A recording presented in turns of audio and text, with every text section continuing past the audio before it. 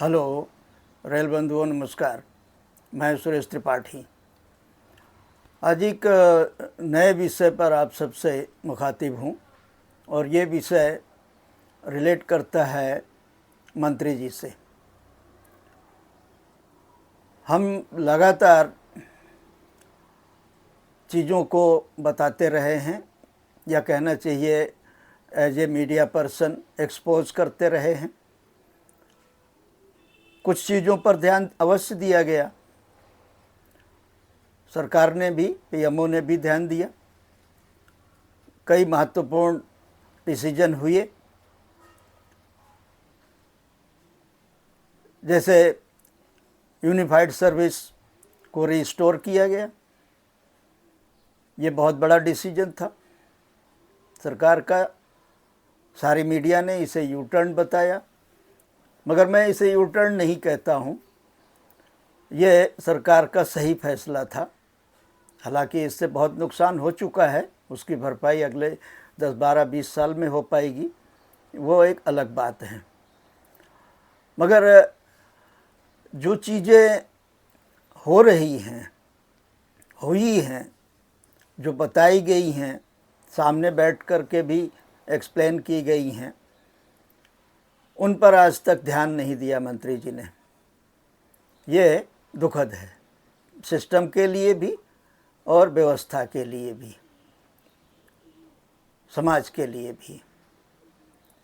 क्योंकि जब आप जीरो टॉलरेंस का राग अलापते हैं हर मंच से, इसका उल्लेख करते हैं,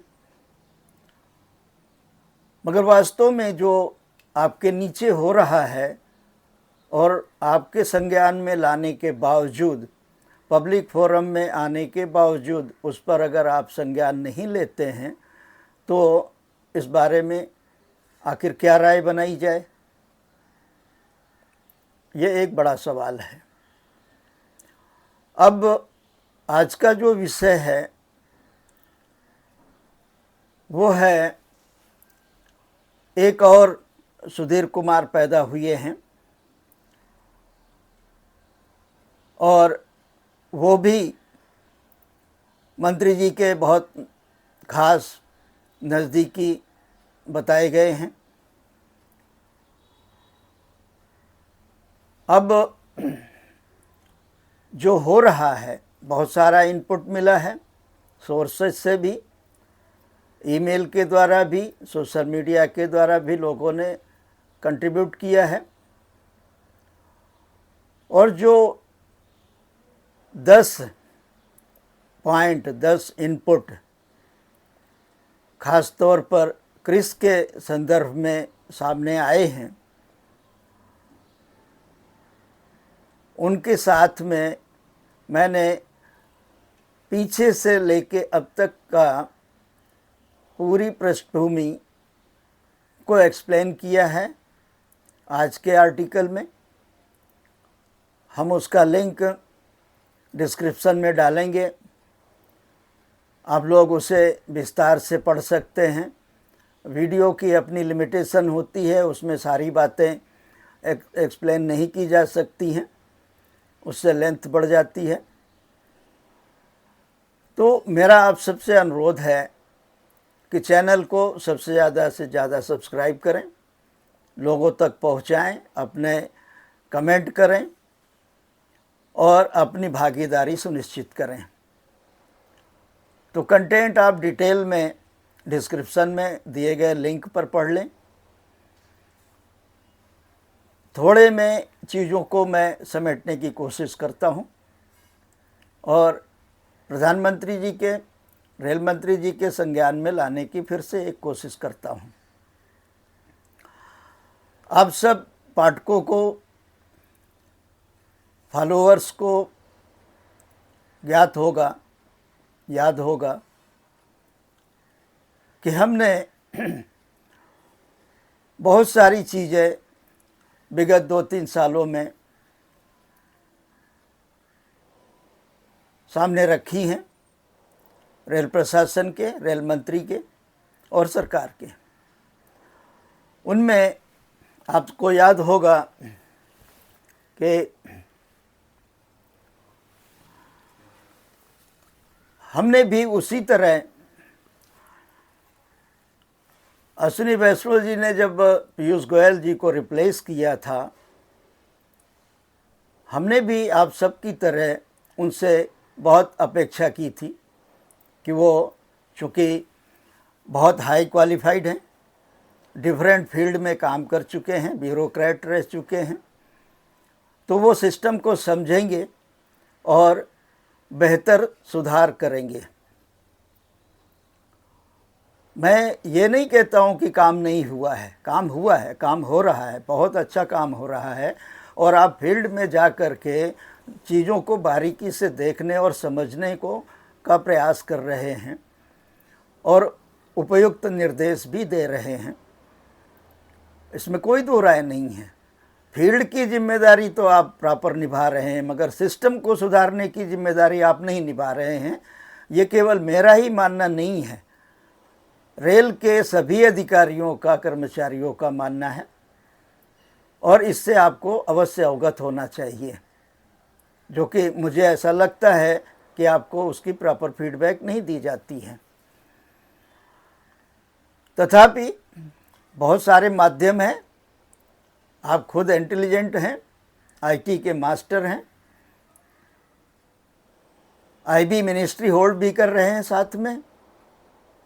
और ये एक बड़ा दुर्भाग्य है रेल मंत्रालय का, क्योंकि ये ऐसा पहली बार हुआ जब रेल मंत्रालय के साथ साथ में रेल मंत्री को और 2-3 मंत्रालयों को कार्यभार दे दिया गया। इससे ना उधो इधर के रहे, ना माधो उधर के रहे, ये हाल हो गया। यानी रेल मंत्रालय पर पूरा फोकस नहीं है रेल मंत्री का। ऊपर से देखने में सब बहुत बढ़िया बढ़िया लगता है, मगर सिस्टम जब करप्ट हो रहा हो तब आपको इसे देखने की जिम्मेदारी बनती है, और तब भी जब आप बार बार जीरो टॉलरेंस की भौकाल खड़ी करते हैं।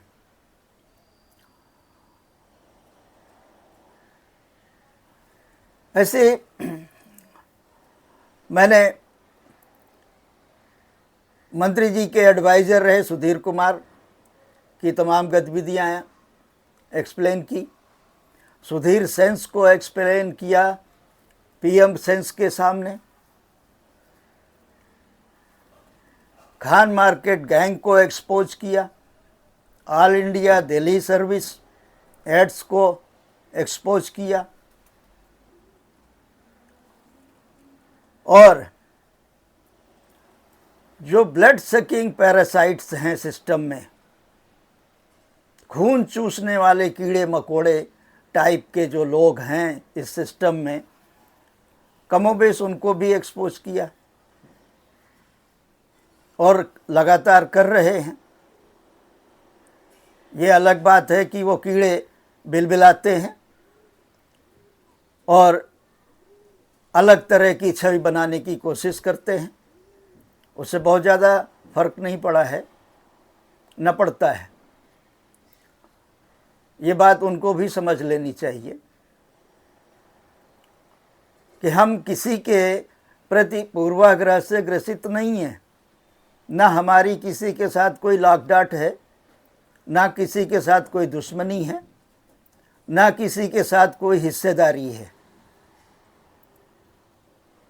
इसलिए जो बात कहते हैं वो बेबाकी से कहते हैं, कहने की कोशिश करते हैं, उसके बहुत सारे खामियाजे भुगतने पड़ते हैं, वो अलग बात है। वो सब पार्ट ऑफ जॉब है, पार्ट ऑफ लाइफ है, जो सबके साथ होता है। इसके बावजूद तमाम छोटे छोटे जो ग्रुप हैं, कैडर वाइज अलग तरीके से अफसरों के जो खास बेनिफिशरी रहे हैं इस गुटबाजी के, इस लॉबिंग के, और बड़े मैनिपुलेटर रहे हैं, रियल मैनिपुलेटर रहे हैं अभी भी सिस्टम में। हालांकि ये कभी ख़त्म नहीं होंगे, मगर इनको कंट्रोल किया जा सकता है। हमने ये भी एक्सप्लेन किया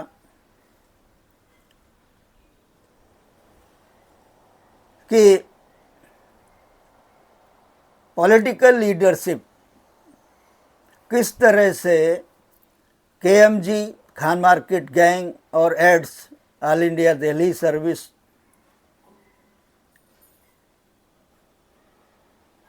कैसे परजीवी बन करके, पॉलिटिकल लीडरशिप की परजीवी बन के सर्वाइव करती रही है। ये सब बताने के बावजूद ये दुखद है कि पॉलिटिकल लीडरशिप को अभी तक समझ नहीं आई।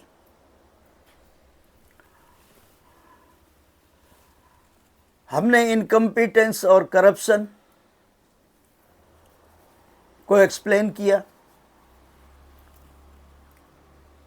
कि किस तरह से सुधीर सेंस के चलते ग्रीनफील्ड लोकोमोटिव बनाने के कथित प्रयास में लगभग 50,000 करोड़ रुपए का भारत सरकार का रेवेन्यू लॉस हो रहा है, जो कि अवॉइड किया जा सकता है, किया जा सकता था। हम बार बार इस बात की रिपोर्ट करते रहे, करप्ट एक्सटॉर्टिव नेटवर्क विजिलेंस का किस तरह काम करता है। यह network mister Ashok Kumar, mister R K Rai और मिस्टर आर के झा का बनाया हुआ था और अभी भी है। इसी तिकड़ी ने या इसी त्रिमूर्ति ने विजिलेंस की रेलवे बोर्ड के वंदे भारत बनाने वाली टीम, 10-12 लोगों की जो टीम थी, उसका पूरा करियर बर्बाद किया। उसके सबसे बड़े, कहना चाहिए, जो घाटे में रहे, शुभ्रांशु उसका उदाहरण है। इतना कॉम्पिटेंट ऑफिसर इंडियन रेलवे में दूसरा नहीं है। अपवाद हो सकते हैं, एक आध उंगलियों में गिने जाने जैसे, मगर तमाम एफर्ट के बावजूद शुभ्रांशु को ऊपर नहीं आने दिया गया। इसी तिकड़ी ने और ऑल इंडिया दिल्ली सर्विस की लॉबी ने उनका करियर बर्बाद किया।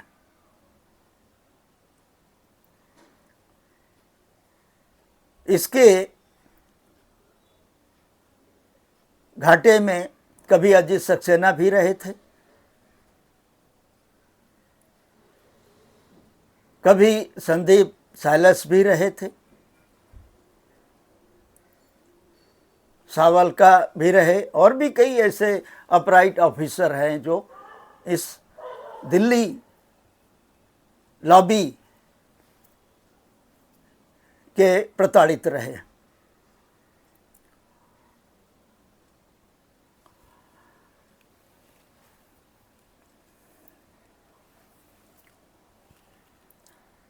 हालत ये है कि ये तिकड़ी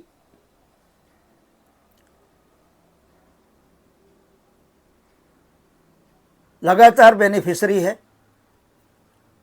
अब ये मंत्री जी की छत्रछाया से है या एमआर सेल की छत्रछाया से है या किसकी छत्रछाया से है, ये तो रेलवे बोर्ड में बैठे मूर्धन्य लोग ज़्यादा बेहतर बता पाएंगे। मगर हैं जो एक्सटॉर्शन विजिलेंस में बैठ करके एक्सटॉर्शन की परंपरा डालने वाले, खुली परंपरा डालने वाले आर.के. झा न सिर्फ लगातार प्रोटेक्टेड रहे, लगातार बेनिफिशरी रहे, प्रमोट हुए, रेल भवन से निकाले जाने के बावजूद और यहाँ तक कि आफ्टर रिटायरमेंट एक पीएसयू में भी उनको अटैच किया गया। यह भौकाल है इस तिकड़ी का। यही हाल आर.के. राय का रहा और अशोक कुमार के तो कहने ही क्या। अशोक कुमार का ट्रांसफ़र हुआ रेल भवन से बाहर पहली बार लंबे अरसे के बाद ईस्टर्न रेलवे। उसको उन्होंने कैसे मैनेज किया ये मंत्री जी बेहतर बता सकते हैं, क्योंकि पिछले कार्यकाल में मंत्री जी के पास डिपार्टमेंट ऑफ टेलीकम्युनिकेशन भी था और उनके रहते ही उसी कार्यकाल में अशोक कुमार को डीओटी का चीफ विजिलेंस ऑफिसर बना दिया गया। इसी तरह बीएलडब्ल्यू में, बनारस लोकोमोटिव वर्क्स में जो तथाकथित चीफ विजिलेंस ऑफिसर रहे मिस्टर चौधरी, इनकम्पिटेंट, जिन्होंने कभी ज़िंदगी में फील्ड में काम नहीं किया, ये सारी तिकड़ी ने उनके साथ भी, वो भी अशोक कुमार की कृपा से डीओटी के दूसरे विंग के सीवीओ बन गए। ये नेटवर्किंग है। ये घूम फिर करके 20 साल से विजिलेंस में है। क्या सीवीसी को इस बात का संज्ञान नहीं लेना चाहिए कि कैसे एक ऑफिसर या 2-4 ऑफिसर घूम फिर करके 20 साल से विजिलेंस में हैं, जिनको फील्ड का कोई नॉलेज नहीं, जिनको टेंडर हैंडलिंग का कोई नॉलेज नहीं, कभी कोई उन्होंने डिसीजन मेकिंग नहीं की, इम्पोर्टेंट केस डील नहीं किए अपने डिपार्टमेंट में रहकर। और ऐसे लोग अपराइट ऑफिसर्स की इंटेंशन पर विजिलेंस एंगल देखते हैं, जो सिस्टम के लिए काम कर रहे हैं। उनको उनके इंटेंशन में विजिलेंस एंगल दिखता है, मगर इन जो कि सोच से ही करप्ट हैं, उनकी सोच में सीवीसी को कोई विजिलेंस एंगल नहीं दिखता, न मंत्री को दिखता है, न व्यवस्था को दिखता है। ये कितनी बड़ी विसंगति है। और ये लगातार बेनिफिशरी हैं। इसी तरह इसी लॉबी ने सुधीर कुमार के डायरेक्शन में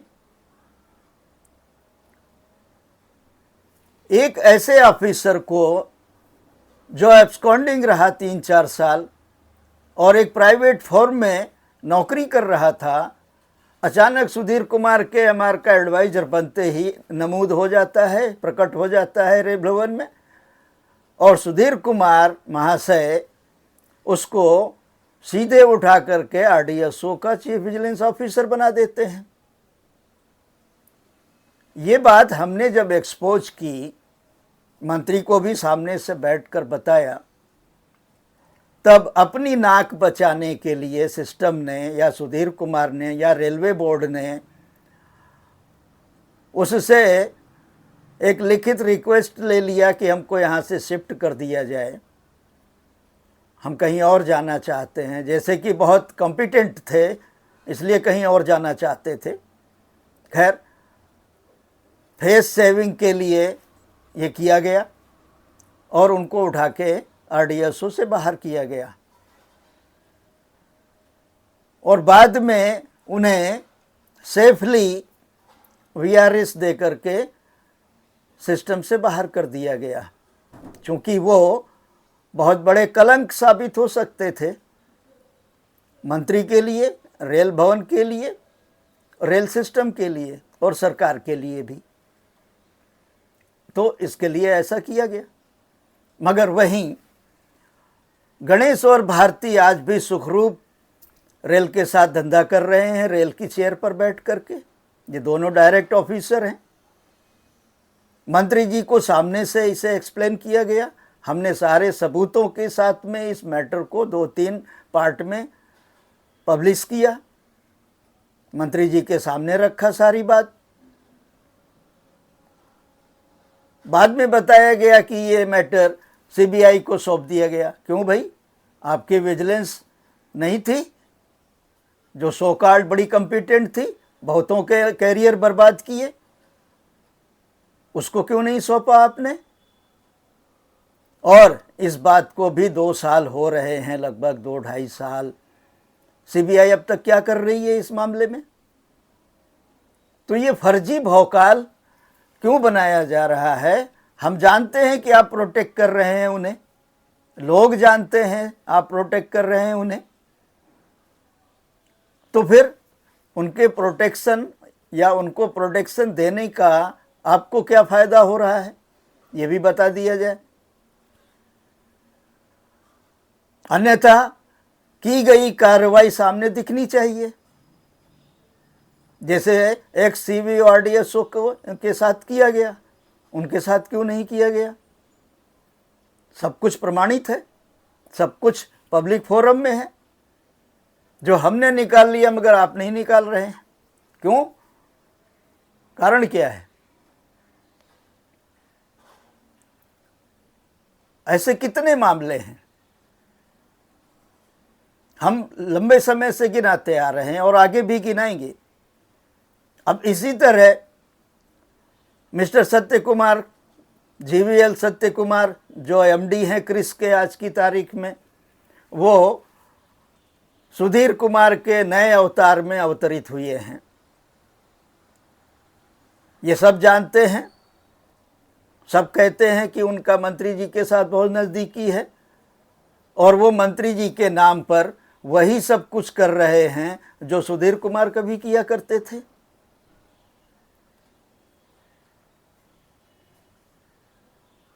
उन्होंने जिस तरह से 2 retired CRB, 2 retired board member और 2-3 रिटायर्ड अधिकारी बोर्ड के एएम लेवल के अभी नियुक्त किए हैं कथित कंसल्टेंट के तौर पर, उसमें जया वर्मा भी हैं, जिनको 3 साल के लिए डिबार किया है एसीसी ने, डीओपीटी ने, क्योंकि उन्होंने एर्नाकुलम में कैट में ज्वाइन नहीं किया।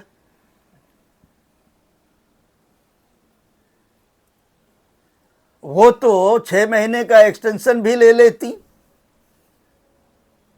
अपनी इसी लॉबिंग के चलते। अगर हमने उस मैटर को एक्सपोज नहीं किया होता सेम डे, फाइल मंगाई गई पीएमओ में मगर रिटर्न कर दी गई। कारण ये बताया गया, पीएमओ में जो बंदा था उसके कहने पर ही कैबिनेट सेक्रेटरी ने इनको सीआरबी बनाने की बात आगे बढ़ा दी और पीएम ने मान ली, जबकि उनका बैकग्राउंड फील्ड में काम करने का नहीं था, कॉम्पिटेंट नहीं थी, और जो किया 1 साल में बैठ करके वो सबके सामने है। वही हाल सीमा कुमार के साथ हुआ, जिन्होंने अपने आप को अपने मातातों के से इंटरव्यू दिला करके खुद को नियुक्त कर लिया एमडीपीआरसीएल का। ऐसे इनकम्पिटेंट लोगों को आगे बढ़ाया गया। इस दिल्ली लॉबी ने, इस ऑल इंडिया दिल्ली सर्विस ने बढ़ाया, केएमजी ने बढ़ाया, ये उनका कारनामा था। नुकसान किसका हुआ? सिस्टम का हुआ और सरकार की छवि का हुआ, और हो रहा है। इस तरह से जो लॉबिंग है वो क्यों है? इसलिए कि मिस्टर सत्य कुमार को आगे SCOR जो नया जोन बना रहे हैं, तमाम लोगों के मना करने के बावजूद, असहमति दिखाने के बावजूद, पहले उसका OSD बनना है और उसके बाद वहाँ उसका GM बनना है। इसके लिए ये 5-6 लोगों को अपनी 360 डिग्री की फीडबैक देने के लिए बैठाया गया। इन्हीं से लिया जाएगा फीडबैक। ये है फ्यूचर प्लानिंग इस दिल्ली लॉबी की, ऑल इंडिया दिल्ली सर्विस वालों के ग्रुप की, लॉबी की। अब जो फीडबैक आया है, जो व्हिसल ब्लोवर ने दिल्ली से, क्रिस से हमें उपलब्ध कराया है, उसके 10 पॉइंट नीचे डिस्क्रिप्शन में दिए गए लिंक पर आप लोग पढ़ लें। मंत्री जी से भी आग्रह है कि उसको भी वो पढ़ लें, वो भी पढ़ लें। MRCEL से भी आग्रह है कि वो भी पढ़ लें, और रेलवे बोर्ड के सभी मेंबर से भी आग्रह है कि वो भी पढ़ लें कि नीचे हो क्या रहा है, और ख़ास तौर पर CRB पढ़ लें, क्योंकि क्रिस सीधे उनके मातहत है और वहाँ जो हो रहा है उसके दोष से आप बरी नहीं हो सकते हैं। भले ही आप ये कह दें कि सब कुछ ऊपर के कहने पे हो रहा है। ऊपर कौन है? आपके ऊपर तो मंत्री है। इसका मतलब है कि सीधे सीधे मंत्री के ऊपर आरोप आता है। तो इस तरह का जो जस्टिफिकेशन निकल कर सामने आता है, उससे मंत्री जी की छवि पर आँच आती है और उनकी इंटीग्रिटी डाउटफुल भी होती है। इससे गलत मैसेज जाता है कि आप गलत लोगों को प्रश्रय दे रहे हैं, बढ़ावा दे रहे हैं। GM के अपॉइंटमेंट में तो है, हो ही रहा है ये, मेंबर्स के अपॉइंटमेंट में तो ये हुआ ही। जो मेंबर, मैं रविंद्र गोयल की बात कर रहा हूं, जो मेंबर नहीं बन पाने, GM नहीं बन पाने के लिए रो रहा था कि उसका तो पूरा करियर बाधित हो गया, जैसे बाकी के लोग भी रो रहे थे वैसे वो भी रो रहे थे, मगर रिवीजन में आ गए और GM बन गए। GM बन करके फिर मेंबर भी बन गए, सारे सपने पूरे हो गए। और किया क्या? ये सबके सामने है। जाते जाते कैसे अपने पद की गरिमा को नष्ट किया, ये भी सबके सामने आ गया। हम इस बात को एक अलग वीडियो में एक्सप्लेन करेंगे बहुत जल्दी कि जया वर्मा कैसे CRB बनी, रविंद्र गोयल कैसे मेंबर बने बोर्ड के, कैसे GM बने, और ये जो ख़ास तौर पर ट्रैफिक की जो लॉबी है वो कैसे काम करती है, इसको भी हम जल्दी एक्सपोज करेंगे। क्योंकि अब आती हो गई है, बहुत आती हो गई है। हमारा आज का विषय मंत्री जी से रिलेटेड है, सत्य कुमार जी से रिलेटेड है और इन तमाम चीज़ों से रिलेटेड है जिनको अभी हमने गिनाया। और ये बहुत अच्छे तरीके से हमने नीचे डिस्क्रिप्शन में दिए लिंक में एक्सप्लेन करने की कोशिश की है। आशा करते हैं कि आपको सबको समझ में आएगा और उसे आप आगे बढ़ाएंगे। वीडियो की लेंथ बहुत बढ़ रही है, इसलिए मैं इसको यहीं पर समाप्त करता हूं। आप लोगों से फिर से अनुरोध है कि चैनल को ज़्यादा से ज़्यादा सब्सक्राइब करें और लोगों तक पहुंचाएं, शेयर करें, कमेंट करें और अपनी भागीदारी सुनिश्चित करें। धन्यवाद।